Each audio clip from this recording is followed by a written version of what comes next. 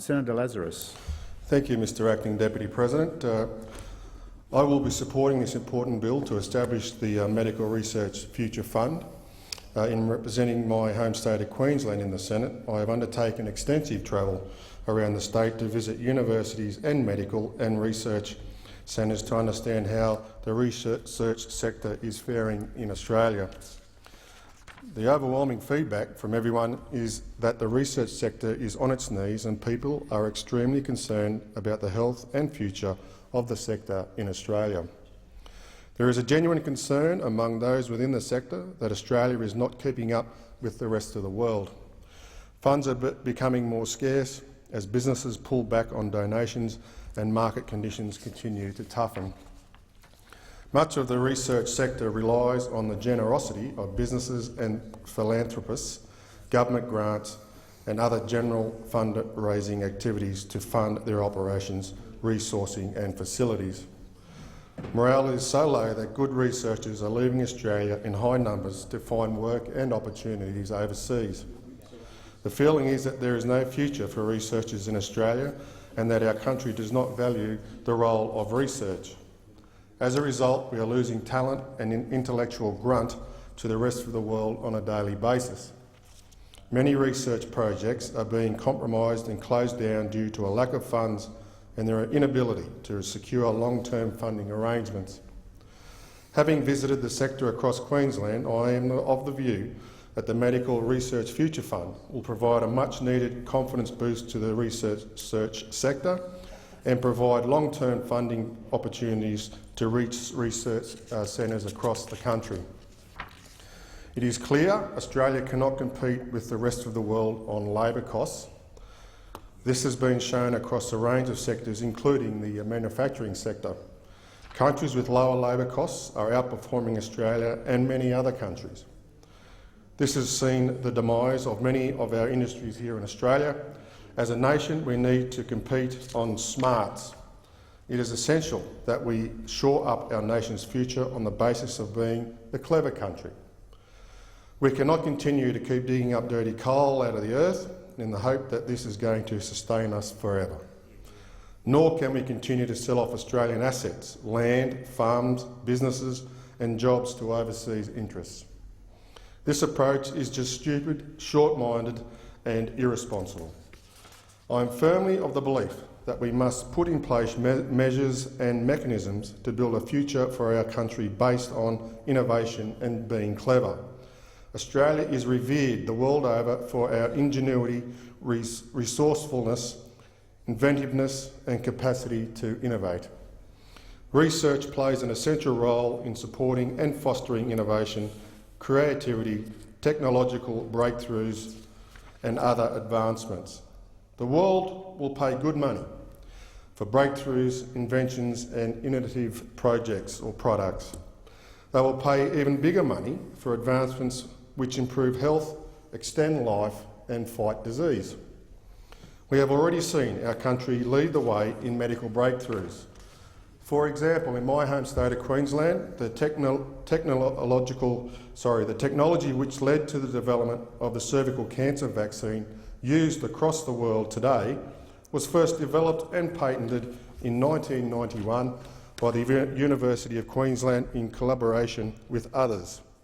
Queensland scientists at the Queensland Brain Institute have recently discovered a new treatment that could help restore the memory of people suffering from Alzheimer's disease.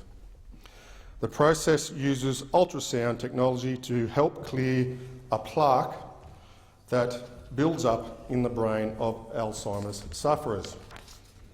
Researchers at the Institute have trialled the technique with great success to date.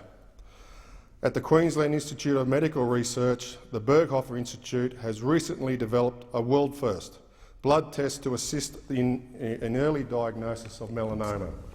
The early detection of melanoma means there is a greater than 92% chance of the cancer not reoccurring, which means a greater chance of survival for many people. This is just a small example of the goals our country is kicking in the sphere of medical research. While these projects have resulted in success, there are many projects which have not been able to continue due to to funding shortages. It is for this reason and many more that funding for the research sector is vital and must be continued and increased. We just need to ensure that we are clever about the way in which we manage our intellectual property and the transition from concept to commercialisation. While it is imperative that we invest in research, we must also ensure that we manage the resultant opportunities wisely and not sell them off too cheaply. Research is fundamental to supporting innovation across all sectors of our society, and it is imperative that the government demonstrates leadership by putting in place mechanisms to enable the appropriate and constant funding or consistent funding of this sector. Importantly, the bill wastes no time.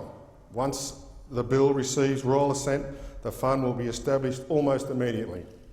This is an excellent outcome for the sector, which is so desperately in need of funding, support and acknowledgement from the Parliament and the government of the sector's important role in moving our country forward.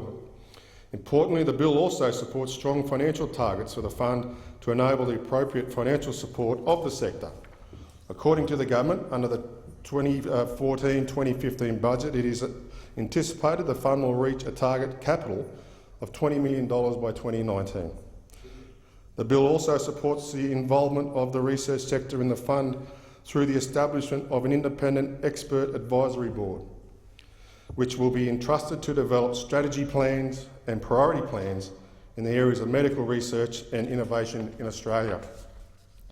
The CEO of the National Health and Medical Research Council will occupy one seat on the advisory board, along with up to 7 other members, who I understand will have expertise in medical research, health systems, policy, health services management, medical innovation, financing and investment and commercialisation. While I support the need to ensure the board consists of industry experts, I am concerned about the manner in which appointments will be made under the bill in its current form. As the bill stands, the Health Minister will have the ability to consider and appoint members of the advisory board. With all due respect to the Health Minister, I am uncomfortable with this approach and feel the appointment of the board members needs additional scrutiny and transparency. As a result, I'll be putting forward an amendment to the bill to require any and all appointments to the board to be ratified by both Houses of Parliament. This will ensure the appointments are considered in a manner which is reasonable, bipartisan and transparent. While I understand that my amendment may introduce a level of administration not currently included in the bill, I feel that the people of Australia deserve increased transparency in the management